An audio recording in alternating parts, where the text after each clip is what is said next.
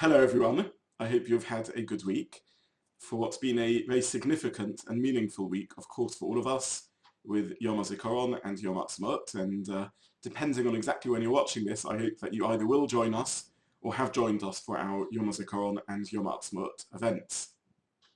I want to start by wishing a massive Mazal Tov to Michi and Hadassah Paluch on Sophia's Bat Mitzvah. Mazal Tov to you, and Mazal Tov, of course, to Sophia. We look forward to being able to say Mazal Tov to you face-to-face on Shabbat, and to seeing much nachas from you, Sophia, along with all your lovely family. You have so many beautiful gifts with the warmth and loveliness of your personality and smile, and we really look forward to many future occasions being able to celebrate together. This week's Sedra, Parshat, Tazria Metsora, takes as its focus the concept of soras, perhaps leprosy, understood to be given as a punishment for the sin of Lashon Hara, negative speech. Now, it's interesting that negative speech, which we would think of as primarily an aveira, being odom lechaveira, between a person and another person, a social ill, which perhaps could have been dealt with in the context of social justice, mishpatim, that deals with damage caused to each other, and though Lashon Hara is perhaps psychological, emotional damage, rather than financial damage, mishpatim has the tools through the court system to deal with that too, and yet the Torah seems to treat it as a breach of spirituality.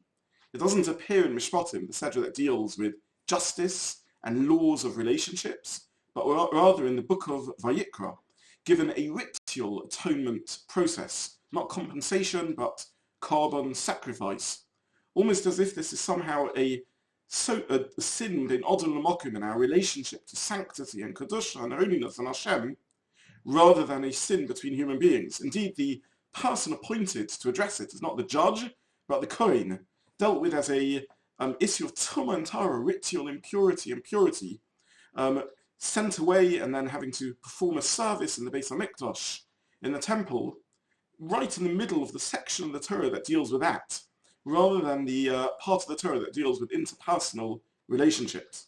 So why is this? Why is Lashon Hara a sin against sanctity and ritual, rather than just one about our connection to other human beings? And it's actually remarkable the degree, the lengths to which Chazal, the sages, go in emphasizing how severe the prohibition of Lashon Hara is. The Gemara in Erechin says, whoever speaks Lashon Hara is as if they've denied Hashem. It's as if, it's as bad, says the Gemara there, as the three cardinal sins of idol worship, immorality, and murder. Why is this? What's so terrible about Lashon Hara? And I think the answer lies in how we relate to words, how we see speech and words as something of holiness. Devar Hashem, the words of Hashem, communication, is the real place and seat of holiness in our faith.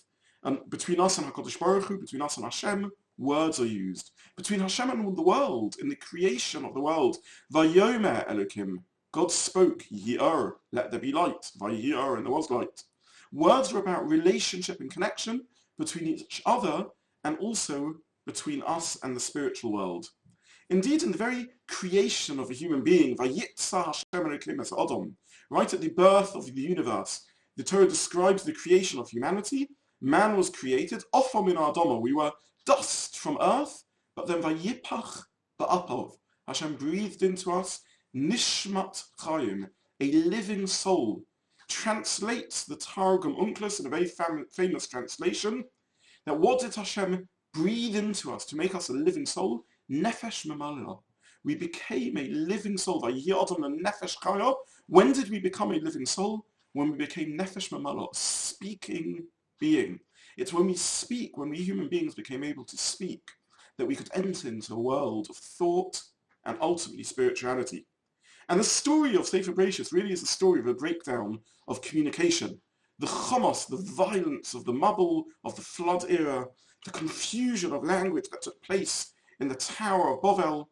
Hashem speaks to us human beings through the prophets, through the events at Matan Torah, through Nevuah, using the gift of speech. In fact, the very word, nevuah, niv sfasayim, the proclamation and declaration of the lips. Hashem speaks to prophets and expects them to speak to us, using the power of the word. Hashem built the world, built the universe with words. He teaches us through words, and paralleling that, we create our world, our social world, with words. But we can also destroy it through words. And this is why misusing language, misusing words is sacrilege. It destroys that which is deepest about us human beings. Our Tzelem Elokim, the very thing that brings us to life, that made us, as the Targum teaches us, living creatures, is the ability, the gift of speech. Our ability to speak, to define, to create with words, to build new social realities, new ways of conceiving of the universe, new cultures, new ways of connecting, new foundations of morality and spirituality. All that is achieved through speech. Because we humans are ultimately isolated, we're alone, but we want to connect, desperately so. We want to connect to the universe, to Hashem, to other human beings, to ourselves, to transcend ourselves, to meaning, to purpose.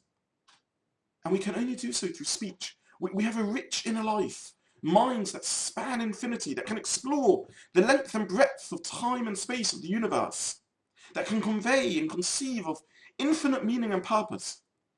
And yet we can only communicate to each other through speech, through words, through a piece of meat flapping inside our mouths, the tongue, the lashon, which create airwaves, which causes another piece of meat to flap inside our eardrums and be converted into thoughts in our minds. Language is our route out of isolation. It's our only means to connect to all that's valuable. And therefore to misuse it isn't just a failure of being Adam L'Chavera, a relationship to other human beings, but is a sin being Adam L'Mokum. It's the antithesis of Kedusha, of holiness, which is the theme of Sefer Vayikra. Sefer Vayikra is about korban, which doesn't mean sacrifice, but drawing near. It's about the creating of a space for the divine amongst us human beings, the Mishkan. It opens with the words Vayikra, communication and a call from Hashem. And this is what the Metsora, the leper, who speaks Lashon Hara, risks destroying, creating fragmentation, separation, and so punished with social distancing, with fragmentation and separation from others in turn. A time like this, when we still remember and are still living somewhat in the era of social isolation, the lesson of the last few difficult months and years is certainly one that calls out to us to remember this sin of Lashon Hara and the opportunity of positive, creative, spiritual speech. The Pasuk in Michi says, Moves v'chayim b'yad Lashon. Death and life are in the power of the tongue. Let's choose life. Shabbat Shalom.